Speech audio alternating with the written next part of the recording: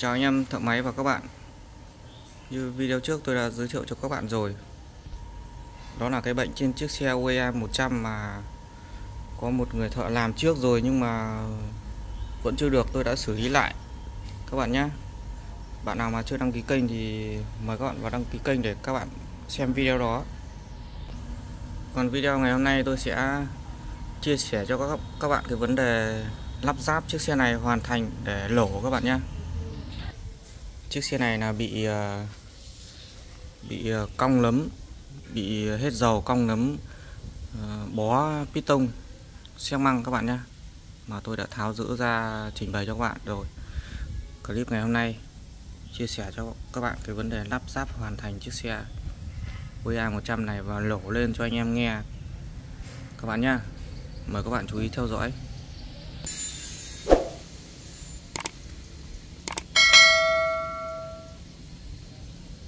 Sau đây tôi sẽ lắp ráp từng chi tiết một các bạn nhé. Trong kênh tôi đã có clip hướng dẫn các bạn lắp ráp đầu bò hơi như thế nào rồi. Lắp đến bước nào cần chia sẻ tôi sẽ chia sẻ với các bạn sau các bạn nhé.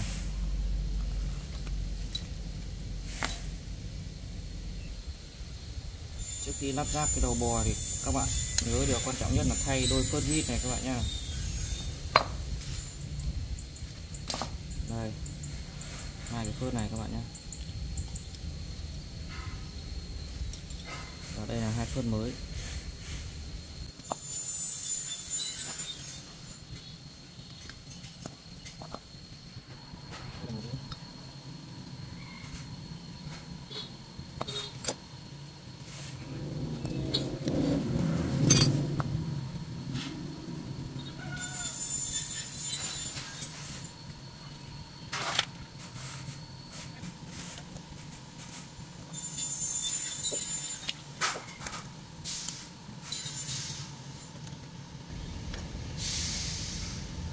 Hai cái lò xo ở khu vực chỗ móng ngựa này nhá, nó phải như thế này mới là ok các bạn nhé.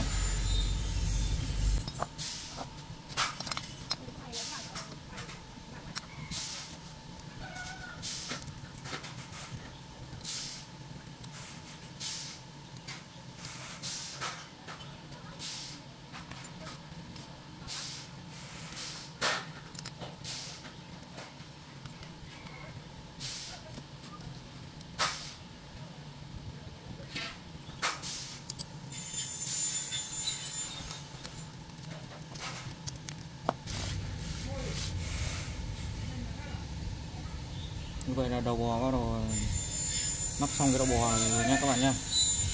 Chi tiết bên trong đầu bò tôi nắp xong hết rồi này. Bây giờ đến là phần nắp piston.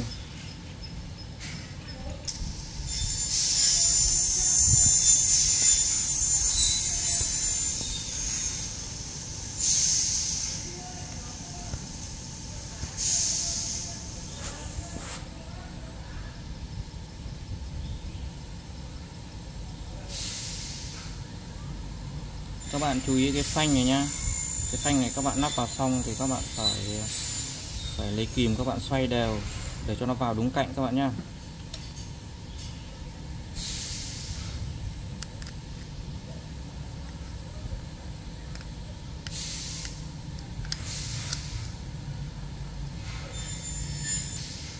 Như thế này mới là ok anh em nhá.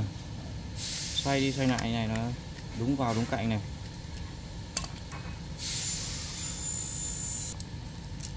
Và ắc tay biên tôi thay mới luôn nha các bạn nha, ắc tay biên.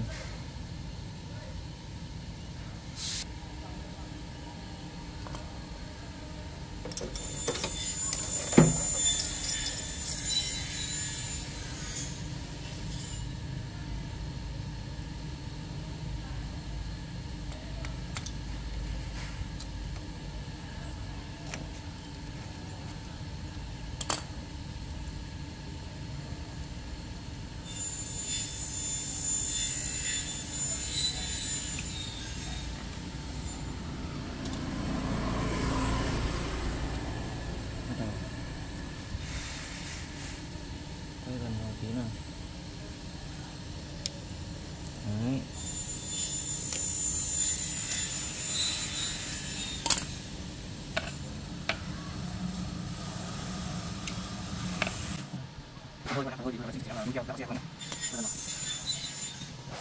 Tôi sẽ dùng bằng kem đánh răng. Cái này cũng ok thôi, dùng đánh răng thôi, không cần keo kia. Đảm bảo các bạn kín luôn, không hơi mở.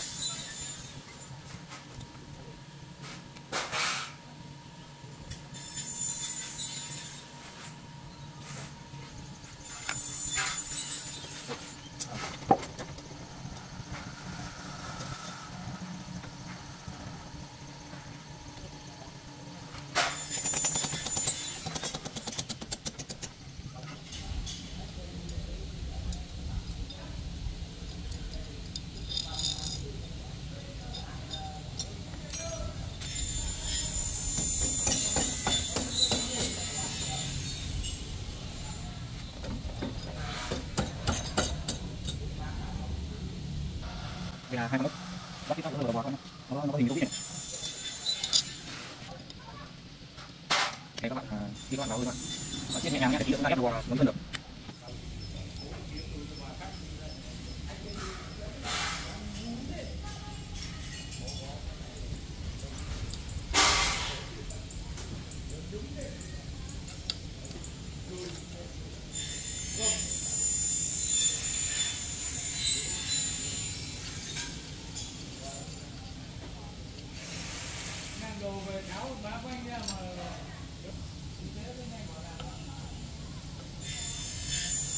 Đây là cái gioăng giữa đầu bò và hơi các bạn nhé. Gioăng này nó bằng bậc kim loại. Cái gioăng này thì không bao giờ hỏng được. Tôi chỉ vệ sinh qua rồi tôi bôi keo lắp vào, ok các bạn nhé.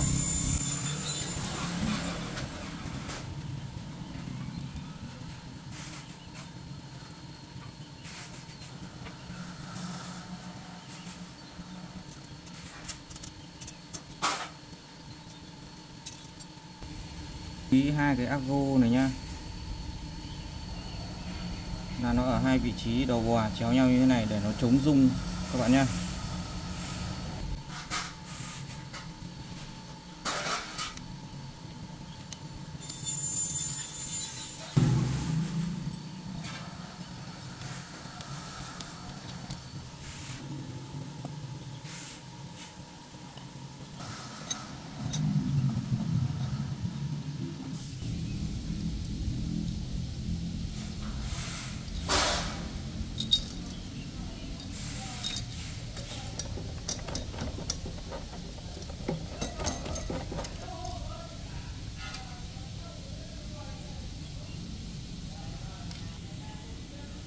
Con ốc này là con ốc tiếp giáp giữa hơi và đầu bò, nó là cái hình tô vít này các bạn nhé. Con ốc này cũng giống nhau tương tự nhưng không phải, các bạn phải phân biệt ốc này nhá. Đấy.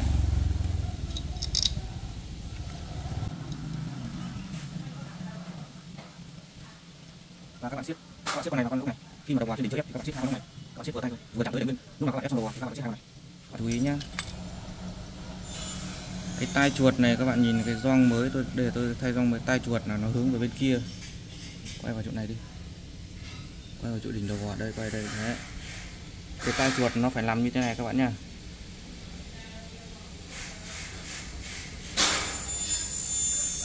Tai chuột nằm với bên này, nằm với bên này là không đúng, nắp sai các bạn nhé. Tai chuột nằm với bên này là ok, chính xác.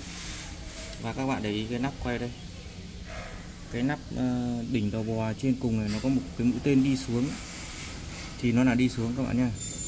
Quay vào đây, quay vào đây khu vực này. 4 con ốc ở đỉnh đầu bò các bạn nhé. Trước khi tôi lắp vào tôi sẽ chia sẻ với các bạn này. Cái long đen bằng đồng này các bạn nhá, là nằm ở vị trí chỗ khu vực trục đầu bò mà bơm dầu lên đầu bò các bạn nhá. Có nghĩa là ở chỗ này, nào quay vào đây, nắp vào đây. Còn 3 cái còn lại thì các bạn nắp ở vị trí còn lại các bạn nhá. Riêng cái long đen đồng này là phải nắp ở đây.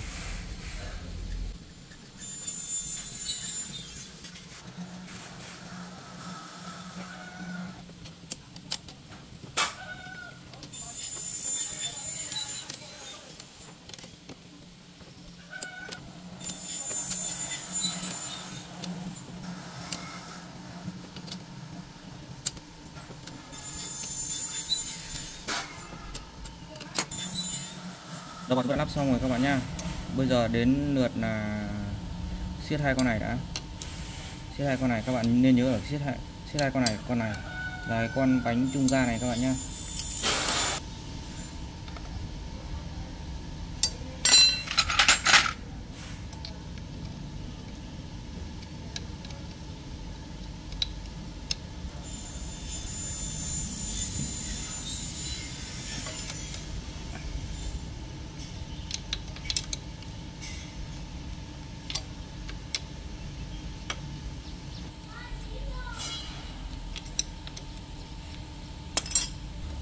Sau khi lắp cái phần đầu bò xong thì các bạn bắt đầu lắp và đặt tầm nổ các bạn nhé. Đặt tầm nổ trong kênh tôi cũng đã có clip dành cho các bạn rồi. Nay tôi chỉ hướng dẫn sơ qua thôi. Đó là cái trục cam này các bạn cho nó về cái hướng tự nhiên nhất là như thế này. Sau đó thì các bạn gióng cái chữ T ở đây và cái vạch ở vô lăng vào cái chỗ hãm đĩa đề này. Các bạn xỏ thẳng như thế này, đúng cái vạch này. Các bạn nhìn cái vạch này đây nhá, đây có cái vạch. Đây quay gần vào đây này. Đây có cái vạch đây. Các bạn đặt tầm nổ, các bạn gióng cái gì đó như thế này thẳng vào cái chỗ cạnh miếng sắt hãm đĩa đề, chuẩn 100% tầm nổ các bạn nhá.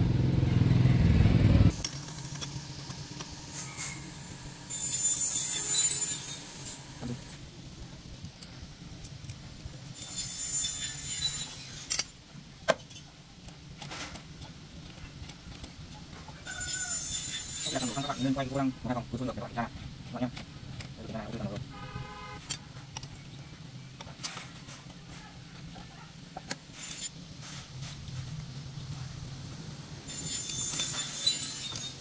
Đưa xong cái phần nổ các bạn nhé. Tôi sẽ lắp luôn cái hộp điện nào. Điện không liên quan đến các bạn nhé.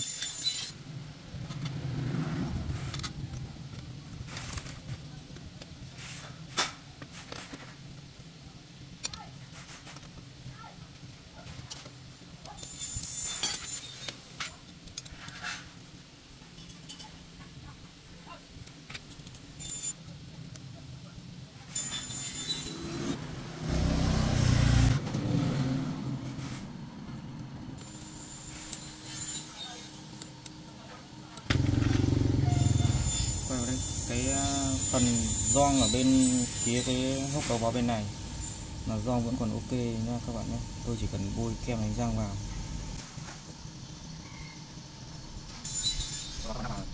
Không phải thay gioăng mới nhé.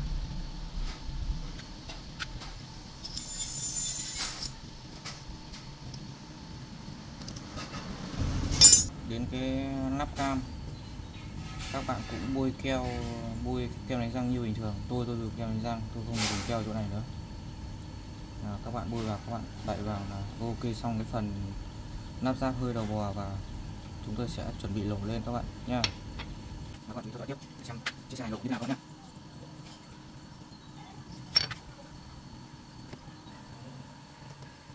Cuối cùng là cái này là cái lắp ngoài cùng đầu bò về bên phải này rất là bị ra dầu này các bạn nhé. Tôi cuốn một chút con tăng này con tăng y tế các bạn. Tôi cuốn một chút đây và đảm bảo các bạn đóng ở gì đây được.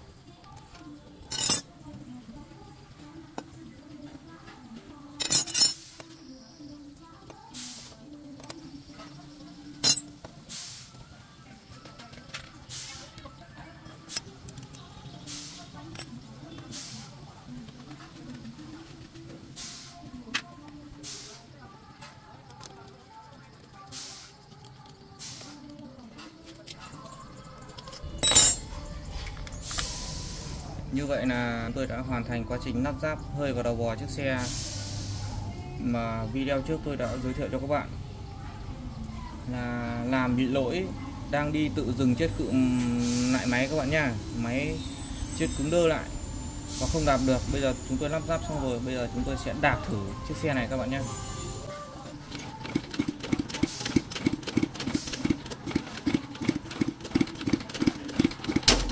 Vừa rồi tôi đã thử khởi động chiếc xe này lên và khởi động ok rồi nhá, không bị mắc, không bị kẹt nữa. Bây giờ tôi sẽ lổ chiếc xe này lên. Chúng tôi chưa lắp bô vội nhá. Cái bô thì tôi không chia sẻ với các bạn nữa, rất chi đơn giản rồi. Quan trọng nhất là cái cục này lắp vào xong chạy ok và bây giờ chúng tôi sẽ đạp lổ lên nào.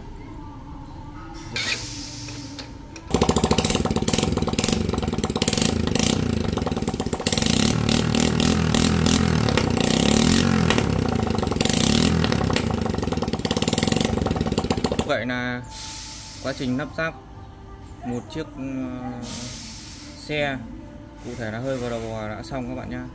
Bạn nào mà còn chưa hiểu thì các bạn cứ bình luận bên dưới, tôi sẽ trả lời cho các bạn luôn mỗi lúc rảnh rỗi các bạn nhé. Còn bây giờ xin chào và hẹn gặp lại các bạn ở clip sau.